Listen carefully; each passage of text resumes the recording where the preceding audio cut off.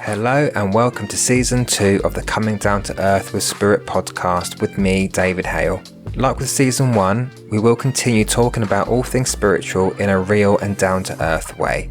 So I hope you can join me on my podcast journey so you can learn from my own spiritual journey and experiences with spirit in order to help you on your own spiritual journey and development. So join me now as we get into this episode. Hello everybody, I hope you're well. Thanks very much for tuning into this episode, and thank you to those of you that have been on this podcast journey with me and have been listening to the podcast since the beginning. And even if you're new to the podcast, I appreciate you. Thank you very much for tuning in. And I really hope that anyone listening to the podcast does find it useful, whether it's because you are a developing medium and you're looking for guidance and advice, or whether you're just someone who is just interested or fascinated by the thought of spirit and mediumship. So yeah, I hope you do find the episodes that have been and gone. I hope they've helped you, even if it's just to get you to think slightly differently or see things from a different perspective. That's all good. But let's continue that journey and talk about this episode, where we're going to discuss a topic that I get asked lots of questions about, and that is spirit guides. And actually, as I looked back at the previous episodes that I've done, I've realised that of all the episodes that I've recorded so far, I haven't actually done one on spirit guides. So now is the perfect time to do one. But also I was listening to a podcast by another medium called, he goes by Medium Joe, but his name is Joseph Haig, and he's a medium who actually I really like as well. He's got a good heart, he's got a lot of knowledge as well. And I think it's a really good medium, and he's personally given me a reading before now as well. And he inspired me to actually do this episode because, like myself, he's very just cuts straight to the point of what we're talking about, cuts out all the BS and all the bullshit to get down to the honest and real aspects of mediumship and development. So I felt inspired. So because I felt so inspired, Spirit were dropping a lot of thoughts in my head yesterday, actually, about what to say, the kind of topics to talk about in more episodes. And so I feel like I've got a lot to say in this episode. So therefore, I'm splitting this episode into two parts. So in this part, we're going to talk about, what spirit guides are, theories around them, how to meet them, and all the general stuff. And then part 2 will be more the personal aspect of it. So I'm going to give you real life examples of how I met my guides to help give you an idea of how we can meet our guides, how we can get to know them, and just give the realities of what it's like or to meet a spirit guide, because there is a lot of fluff out there. There's a lot of nonsense that's spoken about spirit guides from my perspective. So this episode is about myth busting as well. Now, I always say, look, I'm not here to convince or convert people, right? I talk about my own experiences, my own knowledge from what I have studied, what I have learned, etc., what I've been through personally. And therefore, you have to go with what you resonate with, because there are varying stories and examples out there that people give you. And from my mindset, some of that, again, is just nonsense, and some of the ego is brought into it. But that aside, again, this episode is not to tell you to believe what I'm saying or to convince you about what I'm saying. These are my personal experiences and my thoughts, and you can take from them what you will. But as you know, I just keep it down to earth. I keep it honest about my feelings around it. And so, yes, so I hope you do enjoy the content of this episode. And I think I've done enough of an introduction, so I think we should just get straight into it and talk more about spirit guides. So let's talk about, from my perspective, what a spirit guide is, and I'll try to keep it as basic as I can, as to not confuse people. But a spirit guide is a spirit being, obviously residing in the spirit world, who is with you throughout your life, trying to guide you on life's path. Now, I say life's path because you don't need to be a medium or a psychic to have a spirit guide. It is said that we all have a guide, whether we recognize them or not. And it may not be the same guide that is with you throughout your life. They can chop and change. They can come in, they can come out, depending on where you are in your life. But it is believed that a guide is with us from the day we're born until the day that we pass. And I mentioned there that sometimes we don't recognize that we have spirit guides. And that is generally the case. Unless you are a working medium or a psychic, you don't always know that you've got a guide there or who they are. But that's okay. If you're not doing this work, this mediumship work or spiritual work, you don't necessarily need to know who your guide is. It's just having the understanding that there is someone there in spirit, or could be multiple spirit people who are trying to guide you in this lifetime, through your life, to make certain decisions and choices. But yeah, we don't always know who they are. But again, just know that you've got spirit there. Now, if I talk about spirit guides from a medium's perspective, as well as our guides assisting us on our life's path in general, they will also assist us with our journey of development as mediums. So they will place people in our path that we need to meet. They will put situations in our path which we can then choose whether we deal with that situation or we don't. They may place opportunities in our path, again, which we then decide, do I take or do I not? And they'll try and influence us to do things which are going to help us in our development as mediums, because at the end of the day, we are their students. So, but then it's up to us as to whether we pay attention to that guidance or not, because, as humans, we have free will. And that's an important thing to say about spirit guides, is that spirit guides will never tell us what to do. And I say that about spirit in general. Your spirit family will never tell you what to do. And the only reason I want to say that and make that clear is because I hear so many people saying, well, why can't they tell me what to do? Why are my spirit team not telling me what option I should take? And that's because it's not for them to judge. They're not living your life. You are living your life. You are a human being. We are all human beings, and we have free will. And it's up to us as humans to use that free will to make certain choices and decisions in our life, because we are here living it. Your spirit team, your spirit guides are not living your life for you. They can guide us, but it's up to us as to whether we pay attention to that guidance or we don't. And that comes through gut instinct. That comes through intuition. When you get that feeling where you've got to make a certain decision and you're being pulled for no particular reason to one choice over the other. And it's not because it's a logical thing, because it makes logical sense. You just have a feeling that that thing over there is not going to work, but this thing over here feels better.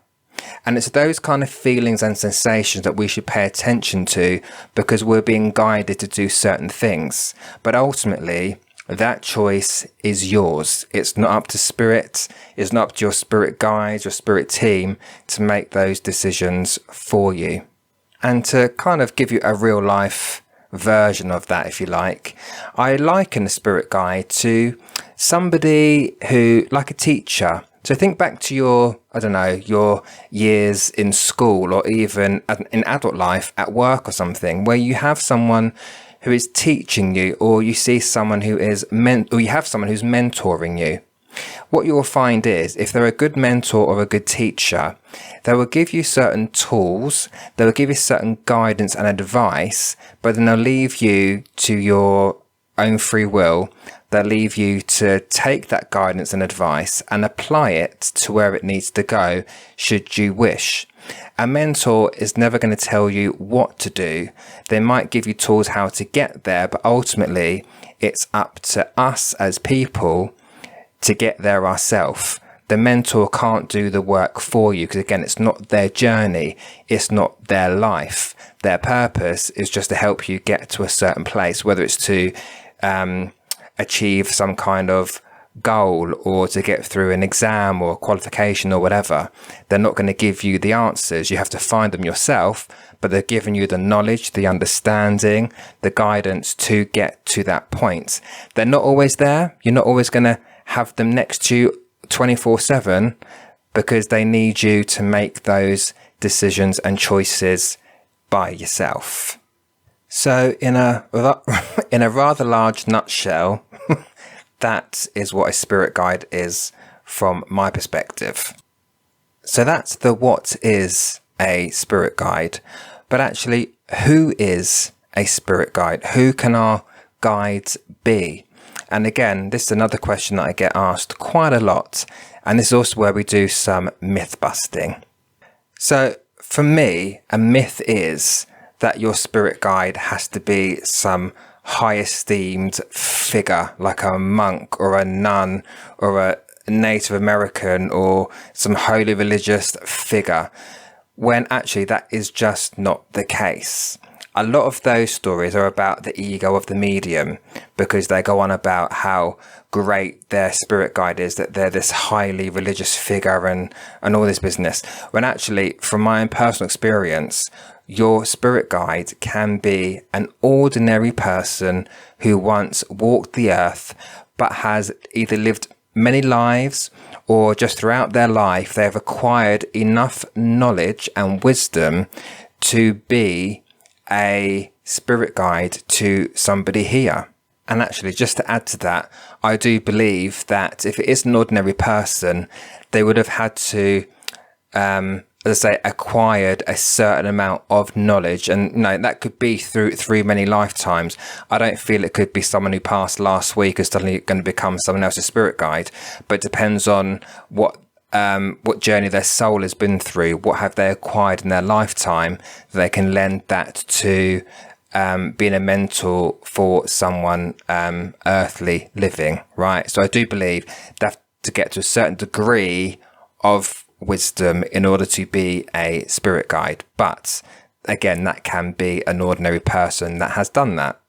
And I think that's important to say, because when you are at the start of your mediumship journey, when you are learning, you are hearing these stories and you can be easily influenced by that, because it'd be great to say that I've got this highly religious figure as a spirit guide, and it might make you feel a little bit special, but we're not. We are just ordinary people developing our mediumship, right? We're no more special than anybody else. And your spirit guide is no more special than anybody else's spirit guide, because we get from our guides what we need. They work with us for particular reasons. So no one and nothing is more special than anybody else. So it just needs to be open-minded as to who can be a spirit guide, and have no preconceptions based on other people's stories about who our guides can be. And look, I'm not saying that a spirit guide cannot be a monk or a nun or a Native American. In fact, one of my guides is a monk. So it's not to say that can't be the case, but it's also to put the realistic view on it, which is it can also be an ordinary person. I think when we're too busy looking for this highly esteemed figure, which we're all told about, we end up blocking out those spirit guides who are truly trying to make that connection with us and work with us. And that leads me on to another question I get asked quite a lot, which is, can my family members be my spirit guides? So for example, can my grandfather or my grandmother be my spirit guide? And as much as I understand that people want to hear, yes, of course they can, and I've heard other mediums say that to people, my honest belief is no, it's not likely to happen.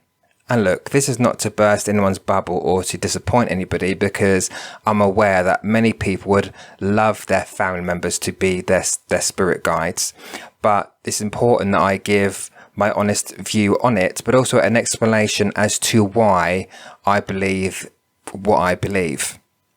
And look, there are many variables with this, but I don't believe that's the case, because there has to be a sense of objectivity with this, because think about it.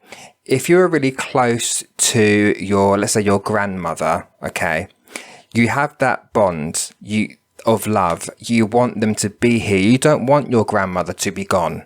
You want her to be here physically. And we've all felt that. And what can happen is that because of our bias of wanting them to be here rather than be gone, our minds can pull in those memories that we have rather than it being a natural connection to spirit. So then it becomes very subjective. And then you have to question, okay, am I really feeling that from them? Is it really a spirit connection, or is that my wishful thinking? Is that my mind, my logical mind, pulling in those memories or bringing in things I want them to say because they're my grandparent? So therefore, there is no objectivity there. So that's one reason. Also, the second reason, as I said earlier on, is that your grandparent would have had to have lived through many, and we're not going to know this, but they would have had to have lived many lives to have acquired the knowledge to be a guide, right? They need to be able to guide you through your life, but to give you guidance on also on your development as well.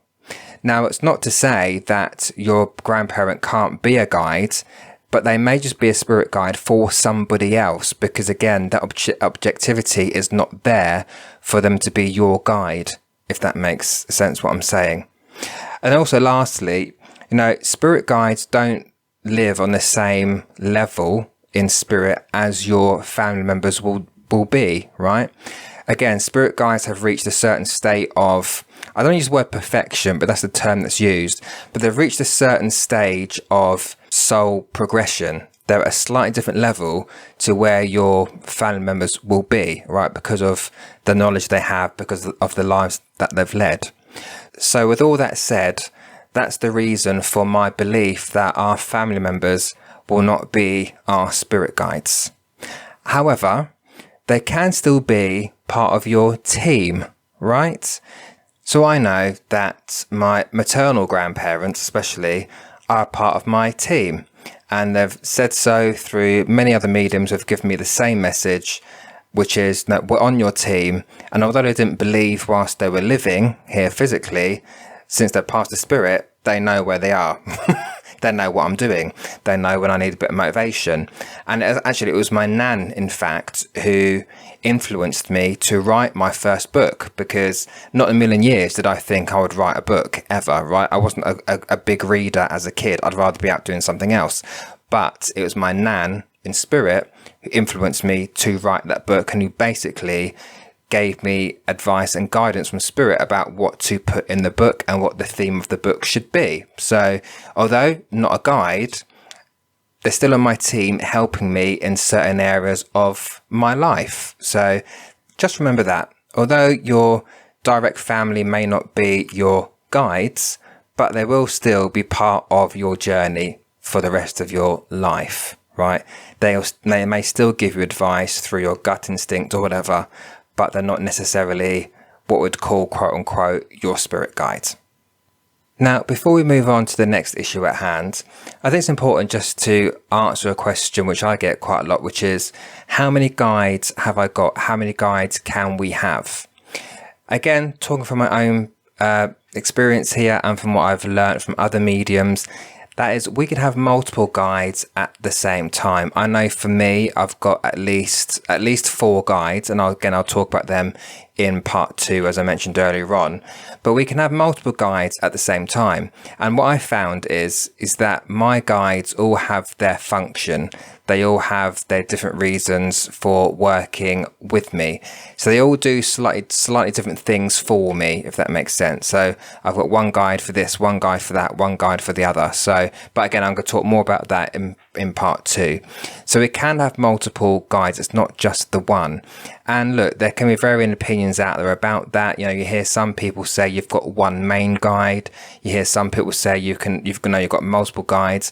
And that's my belief, is that you've got multiple guides, because that's my personal experience with guides. I know I've got a team of them, not just one. And you'll also hear, you've got your master guide, you've got your teacher guide, you've got this type of guide, that type of guide. Although that might be true, I personally don't work with my guides that way. It's more, I just understand the function that they have with me, but I don't refer to my guides as you're my master guide, you're my main guide, you're my this guide. They all work together with me in their own way, and that's just my relationship with them. But other people might have different relationships with their guides. They might refer to them as being certain types or certain things. I personally don't work that way. But yeah, ultimately, you can have more than one guide at the same time. And as I alluded to earlier on in the episode, is that they can also interchange. You may have some guides that are with you for a certain period, and then they leave and another guide comes in. Because my belief is that your guides know what you need more than you do. So they will bring in new guides to develop certain areas of your mediumship. So if you're stepping up in a certain way, then they might bring a guide in to help you with that and to step you up a level. And again, I'll talk more about that, my personal experience with that, in part 2. But I do believe they can chop it. I don't believe it's a regular thing, like they chop in and chop out every couple of months. I don't believe that. I believe that there's just certain times in your life where you've developed to a certain stage where the guide that developed you to that point is no longer required, and you need someone else to come in and step you up even further. That's just my belief, again, from my experience that I've had with my guide team. So yes, we can have multiple guides at the same time. So now we've identified what a spirit guide is, who they can be, and how many we can have. Now let's talk about who can tell you who your spirit guides are. Well, not me.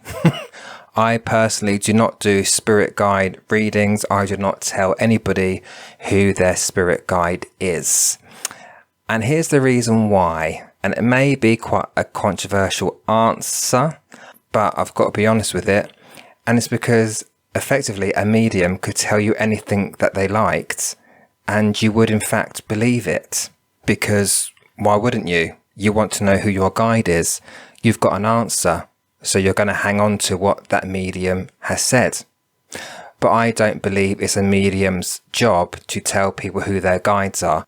It's far more powerful for you to connect with your guides yourself and find out who they are for yourself, and we'll come to that very shortly. Now, I will say that there may be mediums out there who do work on that level, who do connect to spirit guides, and will proceed to tell you about who your spirit guides are. But ultimately, there's no validation with it. And that's why I said that a medium could tell you anything. I could tell you that you've got a man with you who has long blonde hair, who stands really tall, dressed in a gold cloak, who has got a crown on his head, and he's your guide. But there is no validation with that. Unlike when I'm doing a reading for you, where your spirit family are coming through, you can validate that information because you know they existed.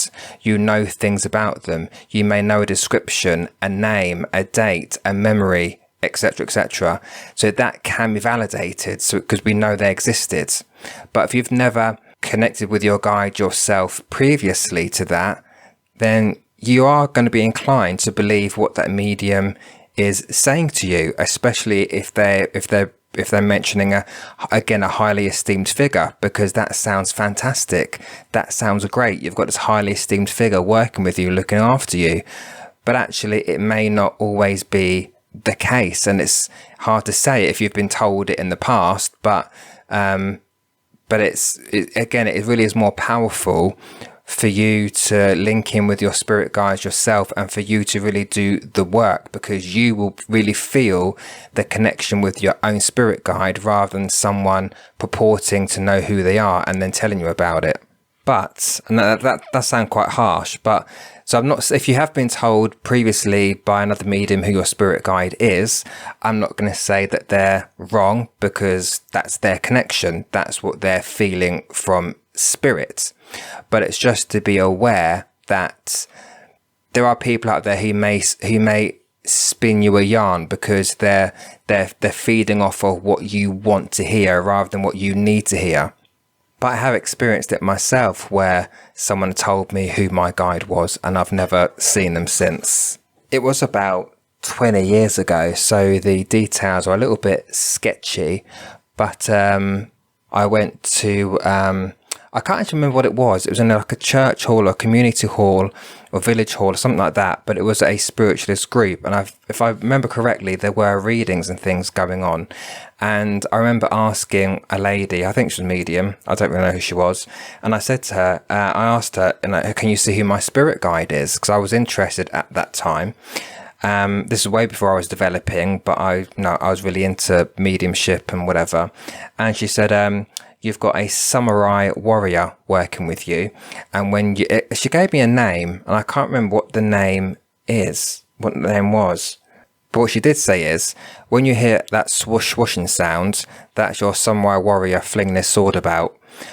I hasten to add, I never had communicated with, even now, even years into my development, I've never felt, seen, connected with that samurai warrior. That's hard to say. Never heard that swoosh swooshing sound. So yeah, I'm still none the wiser about that one. But even in like many years later, even in the past few years, I've heard multiple mediums at separate times tell me I've got this guide, I've got that guide over there, this one over here. So by this point, I've got 25 spirit guides. And I've also been told by the same medium at different times, oh, you've got this guide working with you. The next time it was a different guide. The time after that, it was a different guide. So there was no consistency in who the guide was. And I'm thinking, surely, if you're connecting with my guide team, my spirit guide, you would have a consistent figure. There'd be a consistent guide there. So I've been given all of these different guides that apparently I'm working with, and I've not connected to any of them or sensed any of them. So you do start to think, are these people making these things up? But it can also be quite detrimental to be told this is your guide, because that's what we then focus on, and we ignore anything else or anyone else that's trying to come in and connect with us. And I heard that story from another medium who was in his early years of development, when he was told that this is your guide and they look like this and to look out for them. So he did. But whilst he was so busy doing that, because he was told to look out for them, he was actually pushing away and blocking out an actual guide that was trying to communicate with him and connect with him to say, I am your guide. Hasten to add, he learnt to listen and to pay attention to his own senses, to his own communication with spirit, rather than relying on someone else purporting to know who the guide was. So you kind of have to do the work yourself and establish who your guides are by yourself, on your terms, with your own connection, with your senses. And then that's also the best way to get validation. And I keep talking about validation, but it's important because what validation does, it confirms that that is actually the guide, and that we're not just making things up and pulling things in from our imagination. But let me just give you a real life example of what I mean by the validation. So the validation only happens if you yourself know something about your guide. You've had some kind of connection with your guide. So if a medium mentions to you something they've picked up about your guide, which is something that you already know, that is your validation then. So in my case, the example I'm about to give you did just that. Now, as I've said, I don't do spirit guide readings. I don't tell people who their spirit guides are because I can't validate it. But there's one occasion where, actually there's been a couple of occasions, but this occasion, it's the first time it happened, so it stands out in my mind.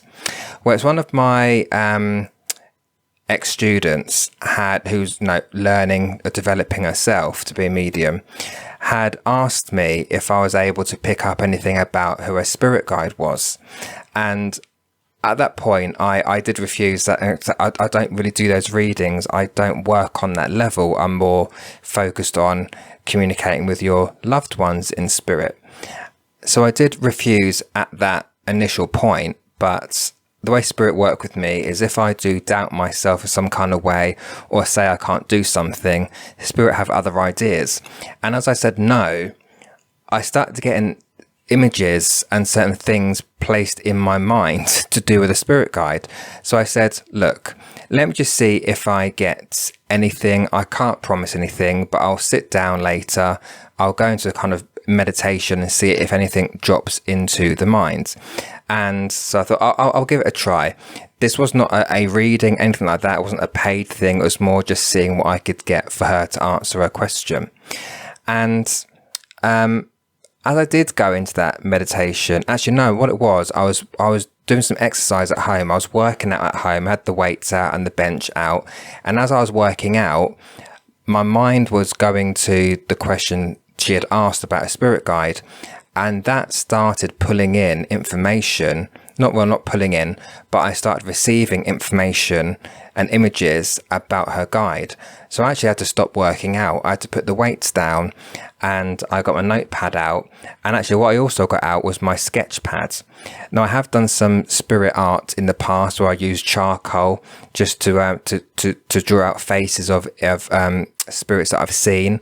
So I've done that with my own spirit guides, and I've done that a couple of times with some other people where I've seen images of them. So I've drawn them and they've turned out to be correct. So I thought, no, I'm getting certain images in my head about this spirit guide. So I thought I get my sketchbook out, which I did, and I started sketching in charcoal the face of what I was seeing. As well as that, I was getting like names pop in. I was getting different little bits of evidence pop in as well to do with the guide, in order to give it to my ex-student.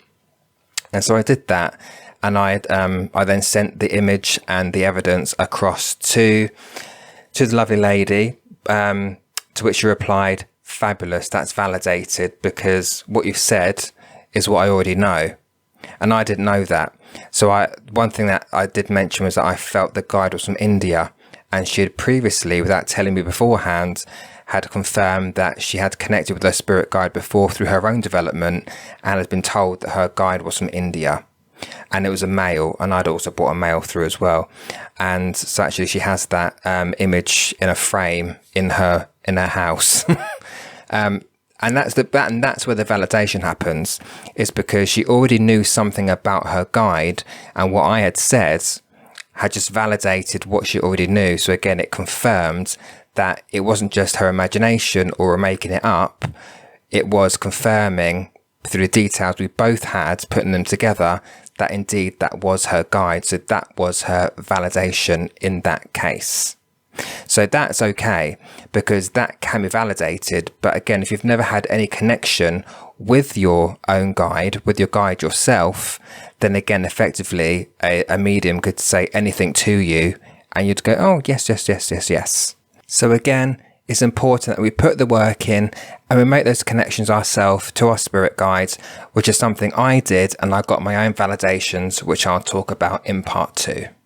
But I think that's a good place to end this part of this episode. In part 2, we'll talk about how to establish that connection with your spirit guides and how to find out who they are, how to get to know them. And I'll talk personally about how I got to know my spirit guides, how I built that connection and that relationship as well. And I'll even tell you a little bit about each of them. But until then, thanks as always for listening. Look after yourselves, and I'll catch you in part 2. Well, there you have it. That's the end of this episode. I hope you enjoyed what you heard and you found it interesting. There are plenty more episodes to come, so stay tuned, and I'll speak to you all soon.